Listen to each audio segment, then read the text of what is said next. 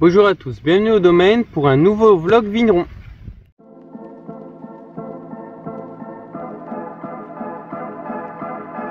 Le vlog vigneron, découvrez notre quotidien pendant les vendanges, de la vigne au cuvage.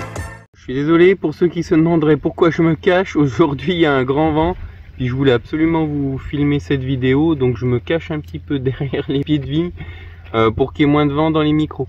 Donc aujourd'hui ça va être un tout petit vlog, je voulais juste vous montrer, là je suis en train de passer dans mes parcelles de rouge. Là aujourd'hui on est dimanche 17 septembre, on a arrêté de faire des blancs parce que j'ai fourni ce que j'avais à fournir au négoce et puis le reste n'est pas à la maturité que je souhaitais, donc j'ai arrêté les blancs et puis j'ai attaqué de manière plus importante les rouges, parce que certaines parcelles étaient complètement à bout et d'autres sont juste à point d'être ramassées. Donc c'est le moment de ramasser les rouges.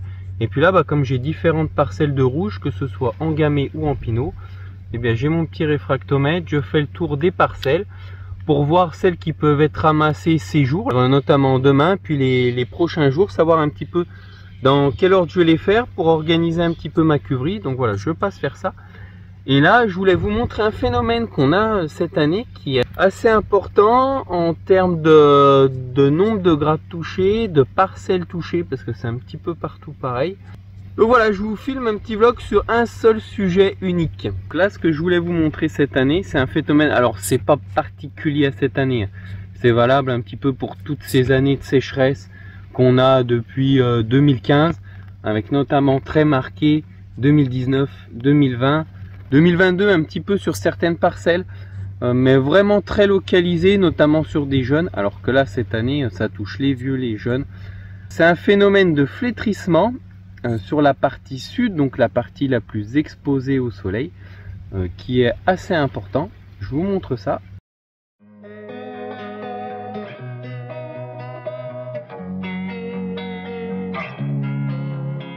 Il reste quand même des beaux raisins, mais bon, on va y avoir perdu quand même quelques plumes, même si vu le nombre de grappes qu'on a sur les pieds, je pense qu'on va quand même faire une récolte plus que correcte.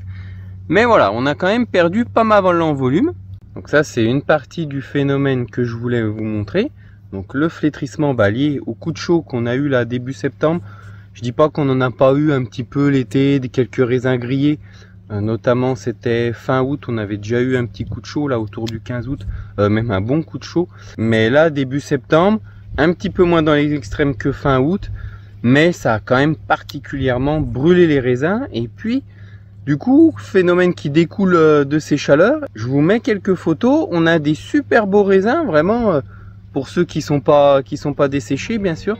On a quand même des très beaux raisins qui d'aspect paraissent mûrs, vous le voyez sur les photos là que je vous mets. Les raisins sont bleus, les pépins sont bien mûrs, je vais vous filmer quelques pépins. Les pépins sont vraiment marrons. On a tous les signes d'un raisin qui est arrivé à maturité d'un point de vue physiologique. Il est arrivé à maturité, hein.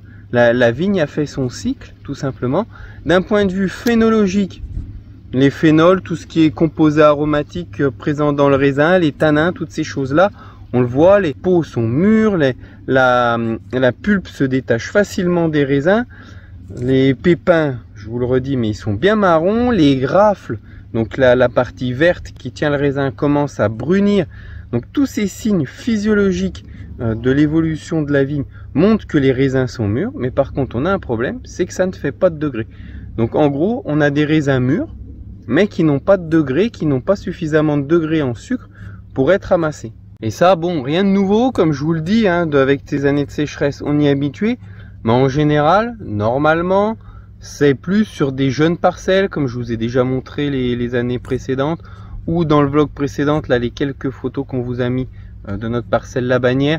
C'est des jeunes qui sont exposés plein est. Donc voilà, vraiment très chaud, avec peu de sol, donc c'est normal que ça flétrisse, que ça ait du mal à arriver à maturité. Là aussi, hein, la sécheresse pousse la vigne à arriver à maturité d'un point de vue physiologique très tôt, mais il manque du sucre et après, c'est l'évaporation qui vient donner une concentration en sucre suffisante. Mais cette année, là où c'est un petit peu plus gênant et où c'est plus caractéristique cette année, c'est qu'on est embêté sur toutes les parcelles, qu'elles soient vieilles, jeunes. Là c'est des vieux pinots qui ont une cinquantaine d'années. On est embêté dessus, ce qui est assez rare quand même.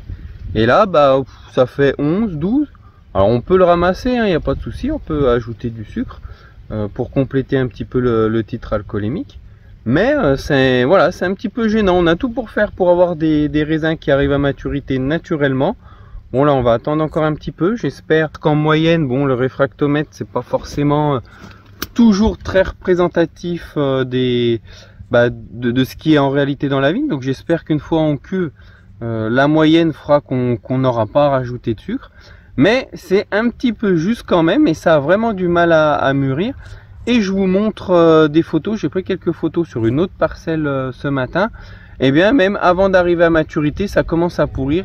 Là on a de la pourriture grise. Heureusement sur cette parcelle là on doit être autour des 12,5. Donc elle a le degré pour moi qui est excellent. Ni trop ni pas assez.